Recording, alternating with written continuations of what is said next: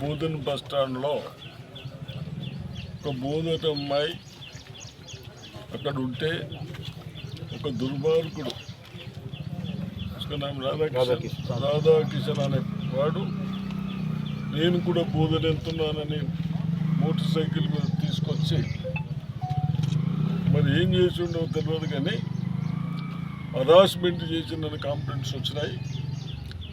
అటువంటి ఫ్యామిలీలని నిన్ననే నైట్లో అరెస్ట్ చేసి వాడికి కోర్టుకు కూడా పంపించడం జరిగింది. జైలుకు కూడా పోయినా అని చెప్తా ఉన్నారు ఆఫీసర్స్. కాబట్టి అటువంటి వాళ్ళ మూర్ఖత్వాలని తప్పనిసరిగా ఖండించాలి అందరం. అదేవిధంగా చిన్నవాళ్ళు నేను ఇక్కడికి వచ్చి చూసిన తర్వాత కనీసం ఆ సొంత ఇల్లు కూడా లేనట్టుంది. అది కూడా అన్ని లీకేజెస్ ఉన్నాయి.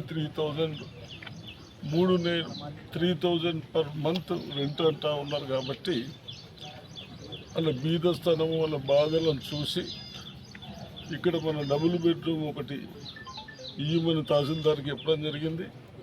అదేవిధంగా అమ్మాయి 10th ఉర్దూ చదివిద్ది, టీచింగ్ లేకుండా కనీసం వేరే ఎక్కడన్నా స్కూల్లో ఆయా పనన్నా ఇప్పిమని చెప్పడం జరిగింది.